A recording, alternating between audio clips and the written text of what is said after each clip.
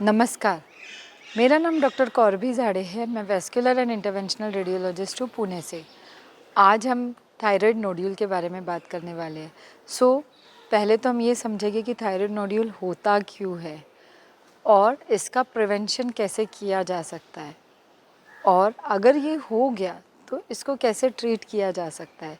Thyroid एक gland होती है जो आपके गले के पास होती है, और ये कुछ हार्मोन सिक्रेट करती है हमारी बॉडी में, जो हमारे बॉडी के फंक्शन और मेटाबॉलिज्म में बहुत इम्पॉर्टेंट होता है। पर अगर थायराइड में एबनॉर्मल ग्रोथ हो रही है तो वो थायराइड नोड्यूल का फॉर्म ले सकती है। बहुत बार ये ग्रोथ नोड्यूल बहुत छोटे छोटे हैं, तो आपको रियलाइज़ भी नहीं होता, या आपको पता भी नहीं पड़ता है कि आपको थायराइड नोड्यूल है। पर अगर उसका साइज़ काफ़ी बढ़ गया धीरे धीरे, तो वो दिखने लगता है या आपको उसके वजह से तकलीफ़ होने लगती है, और फिर आप रियलाइज़ करते हैं कि आपको थायराइड नोड्यूल है। बेसिकली थायराइड नोड्यूल होता क्यों है? ओके, आयोडीन की डेफिशिएंसी ये एक बहुत ही कॉमन फैक्टर है थायराइड की ग्लैंड के एबनॉर्मल फंक्शन का। और अगर थायराइड ग्लैंड एबनॉर्मल फंक्शन कर रही है तो आपको थायराइड नोड्यूल हो सकता है। थायराइड नोड्यूल ये कैंसरस नहीं होता है।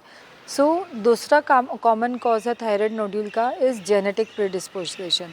अगर आपके घर में किसी को थायराइड की प्रॉब्लम है तो चांसेस है कि आपको भी थायराइड की वजह से नोड्यूल हो सकता है, या आपको थायराइड का प्रॉब्लम आ सकता है।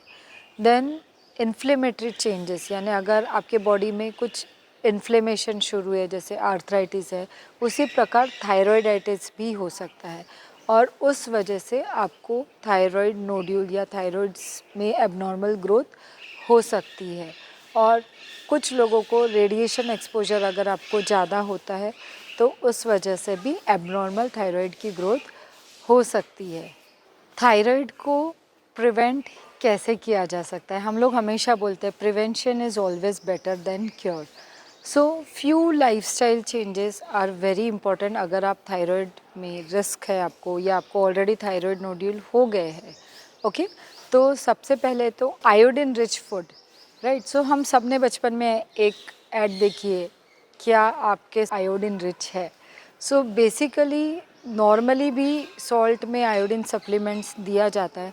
उसके अलावा sea foods are the rich source of iodine, eggs, ये सारी चीज़ें अपने कॉन्शियसली खाना है। उसके अलावा फूड्स जिसमें सेलेनियम ज़्यादा है, for example seeds, sunflower seeds and mushrooms, ये सारी चीज़ों में सेलेनियम की मात्रा ज़्यादा होती है, जो थायराइड्स में प्रिवेंट करता है, थायराइड नोड्यूल बनने से प्रिवेंट करता है। उसके अलावा foods which are rich in antioxidants, because अगर आपको थायराइडाइटिस है, आपके बॉडी में इन्फ्लेमेशन ज़्यादा है, तो आपको एंटीऑक्सीडेंट्स लेना ज़रूरी है। तो नेचुरल फूड्स क्या होते हैं, यानी आपको पता है जो फूड रिच इन एंटीऑक्सीडेंट्स है, like berries, then green tea, all these foods are very rich in antioxidants, so try to consume that. Then second cheese is health, exercise, daily exercise, maintaining your weight, ये भी बहुत important होता है आपके thyroid के normal functioning के लिए। Meditation, ये सारी चीज़ें आपके बॉडी में इन्फ्लेमेशन कम करता है, और जिस वजह से थायराइड का एबनॉर्मल ग्रोथ कम होता है। ओके, फिर इसके अलावा जो आप कर सकते हो is hydration. You have to hydrate yourself well. Good hydration leads to good health. Consciously आपको 2 से 3 लीटर पानी डेली पीना है। पर ये सारे प्रिकॉशंस लेने के बाद भी अगर आपको थायराइड की एबनॉर्मल ग्रोथ हो रही है, या आपको थायराइड हो गया है, तो आपको घबराना नहीं है। थायराइड ये कैंसर नहीं है। ओके, थायराइड की जो एबनॉर्मल ग्रोथ है या थायराइड नोड्यूल है, ये ज़्यादातर लोगों में बिनाइन ग्रोथ होती है, और इसको प्रूव करने के लिए हम एक छोटी सी टेस्ट करते हैं जिसको बोलते हैं FNAC, यानी छोटी नीडल डाल के हम सेल्स निकालते हैं और उसको टेस्टिंग के लिए भेजते हैं। अगर थायराइड की ग्रोथ दिख रही है, आपको खाना खाने में प्रॉब्लम हो रहा है या ब्रीदिंग डिफ़िकल्टी हो रही है, तो ऐसे सिचुएशन में इसको नॉन सर्जिकली या मिनिमली इन्वेजिव तरीके से एब्लेशन द्वारा ट्रीट किया जाता है। इसमें एक छोटी सी नीडल द्वारा एबनॉर्मल थायराइड नोड्यूल को बर्न किया जाता है, जिसमें रिकवरी काफ़ी फास्ट होती है, इन्फेक्शन के चांसेस बिल्कुल नहीं होते हैं और जो आपको रिजल्ट्स है बहुत ही फास्ट आते हैं। तो इस प्रकार थायराइड ये बहुत ही अच्छे तरीके से या मिनिमली इन्वेजिव तरीके से ट्रीट किया जा सकता है। थायराइड एब्लेशन के एडवांटेजेस क्या क्या हो सकते हैं?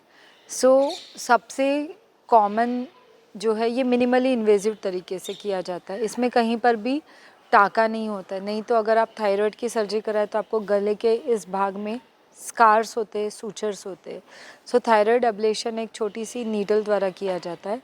स्कार नहीं होता है, इस वजह से इसमें रिकवरी काफ़ी फास्ट होती है और रिजल्ट्स आपको इमीडिएटली देखे जा सकते हैं।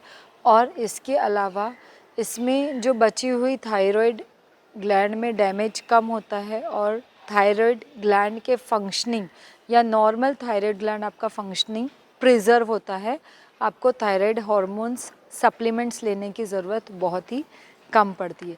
तो इस प्रकार ये बहुत ही एडवांस और बहुत ही इफ़ेक्टिव ट्रीटमेंट है थायराइड नोड्यूल के लिए।